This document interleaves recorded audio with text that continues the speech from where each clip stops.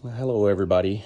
I am putting this video up to show the tractor, a 1952 Ford 8N, just kind of a walk around to sell it and give everybody an idea of what they are buying. So I'm going to link to it. If anybody has any questions, please go through the ad to ask them.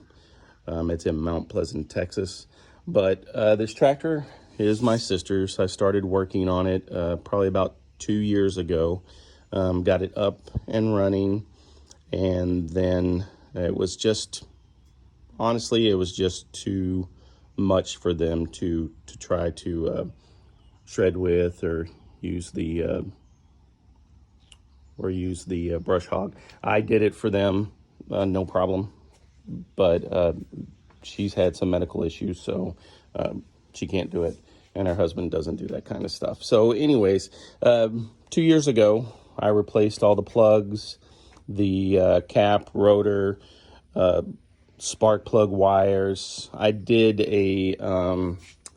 do a carb kit on it back then, but after it set, once I fixed it, it sat for 2 years, and then everything inside that carburetor seized up. So I went ahead and bought this one, which is now, it's not cast iron, it is aluminum, for $30. So it's got a fresh fuel filter on it. I did fix a leak that they had in the radiator, just enough for them to do their brush, well, not for them to do their brush hog, but for it to be operational. I mean, it is what it is. I basically took the tube out that was corroded and collapsed it on both ends and soldered it, but no leaks. This linkage on both sides, I went ahead and replaced that 2 years ago because it was loose. The tires have held air this whole time. Hoses are good. There aren't any leaks for the oil or for the water. The tank 2 years ago, I cleaned it, and it still looks pretty good inside there. I don't know if this is going to show it or not, but it is pretty clean. And that's about it. Everything operates the way that it should. It's an ugly little thing, but everything is there, and the brush hog comes with it. Looks like it's a house brush hog. So this was cut in there because when you spin it around, I guess the blade is where you could take off the blade, and then it does have this crack right there on the brush hog. But I will be starting this up for y'all today, cold. And the way that you do this, like, again, I'm not any effing Ford 8N tractor, specialist or anything like that. It's just what I've done. But I always turn the fuel off here on the fuel bowl. Okay, that's just so if anything ever gets stuck, it's not pouring onto the ground.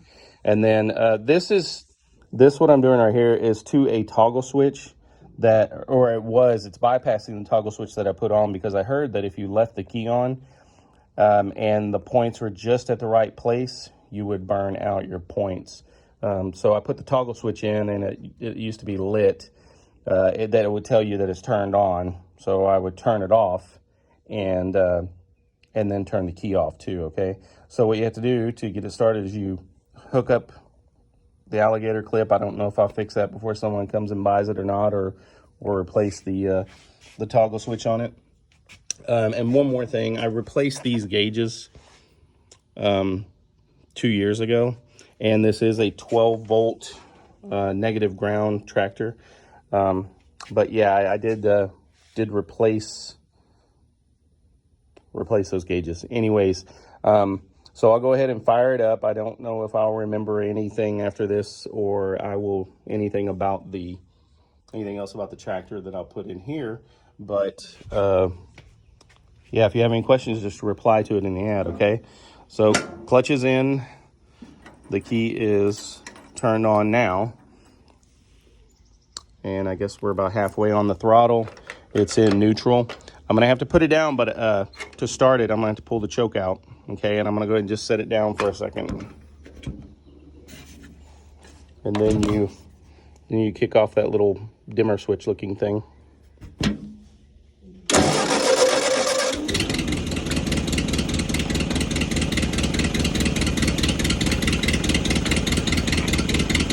gonna bring the throttle up just a little.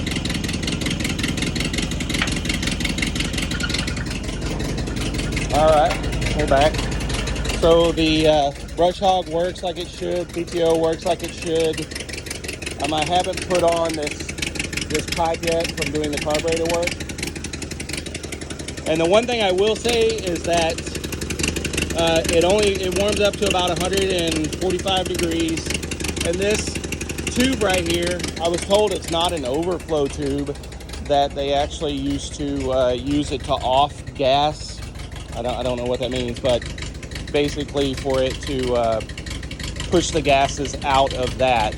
And if you don't have the coolant filled to the proper level, then it will like drip out of there. And it does. So there's no head gasket leaks or anything like that. That water that's on the ground